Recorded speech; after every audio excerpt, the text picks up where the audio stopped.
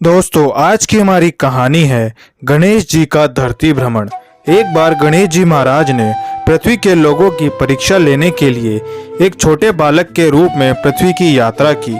वह एक हाथ में एक चम्मच दूध और दूसरे हाथ में मुट्ठी भर चावल लिए घूम रहे थे, यह बोलते हुए कि यह चावल और दूध लेकर कोई मेरे लिए खीर बना दो। यह कहते हुए वे गांव-गांव घूमने लगे, लेकिन कोई गणेश जी की बातों पर ध्यान नहीं दिया। सभी हंसते हुए बोलने लगे, मूर्ख लड़का, क्या एक चम्मच दूध और एक मुट्ठी चावल से खीर बनाई जा सकती है?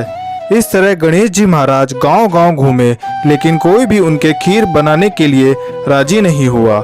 सुबह से शाम होने लगी, तभी एक बूढ़ी माँ अपने घर के बाहर बैठी थी।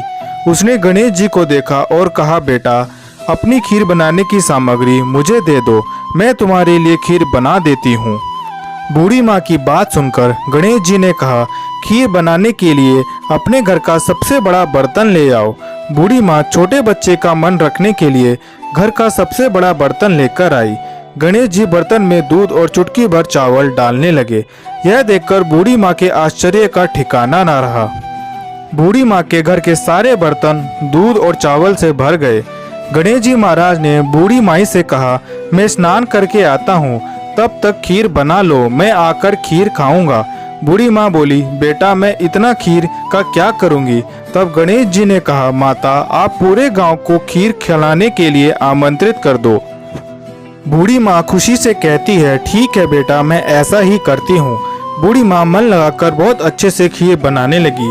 खीर की मीठी सुगंध धीरे धीरे गाँव में फैलने लगी। खीर बनाने के बाद वह गांव के घर घर जाकर लोगों को खीर खाने के लिए आमंत्रित करने लगी। यह देखकर गांव के कुछ लोग बुढ़िया की बात सुनकर हंसने लगे। कुछ लोग सोच रहे थे, इतने दिनों से भीख मांगकर जीवन यापन करने वाली बुढ़िया आज पूरे गांव को खीर खाने के लिए कैसे बुला सकती है? उनमें से एक महिला कहती है, तुम्हारे घर में खाने के लिए मुट्ठी भर अन्न नहीं है, तुम पूरे गाँव को खीर खाने के लिए बुला रही हो। यह सुनकर बूढ़ी माँ थोड़ा हंसकर वहां से चली गई। गांव के लोग उत्सुकता से बूढ़ी माँ के घर आ गए। बूढ़ी माँ के घर पूरे गांव के लोगों की भीड़ लग जाती है। जब बूढ़ी माँ की बहू को इस दावत का पता चला, वो जल्दी से अपने बेटे और बेटी को लेकर सबसे पहले बूढ़ी माँ के पास घर आ गई। अपने पोते पोतियों को देखकर बूढ़ी माँ अत्यंत खुश हुई। उनकी आंखों में आंसू आ गए। बच्चे सब खीर खाने के लिए जिद करने लगे। यह देखकर बूढ़ी माँ अपने पोते पोतियों को खीर परोसकर बाहर बैठ गई। बहू जब रसोई घर में जाकर खीर से भरे हुए पतीले को देखती है, उनके मुंह में पानी आ जाता है।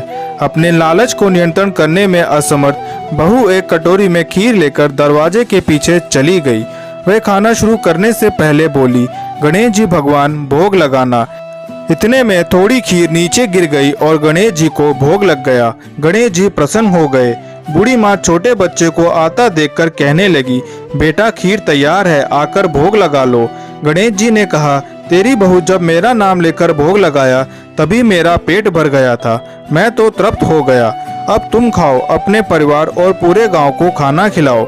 बुढ़िया कहती है, बेटा, खीर बहुत ज्यादा है, सबका पेट भरने के बाद भी बहुत खीर बच जाएगी, फिर मैं उसे बचे हुए खीर का क्या करूँगी?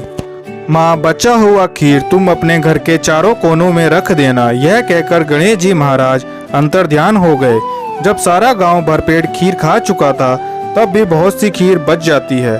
बूढ़ी माँ बची हुई खीर के पतीले में रखकर अपने घर के चारों कोनों में रख देती है। जब माँ सुबह उठकर खीर के पतीले को देखती है, तो पाती है कि पतीले में दूध की जगह सोना, जवाहरात और मोती से भरे हुए हैं। बूढ़ी माँ यह देखकर कहती है कि एक समय मेरे बेटे ने मुझे घर से निकाल दिया था, मैं भीख मांगकर गुजारा करती थी, लेकिन अब मैं बहुत खुश हूँ, मेरी सारी गरीबी दूर हो गई, अब मुझे कोई दुख नहीं है, मैं चैन से जी सकती हूँ।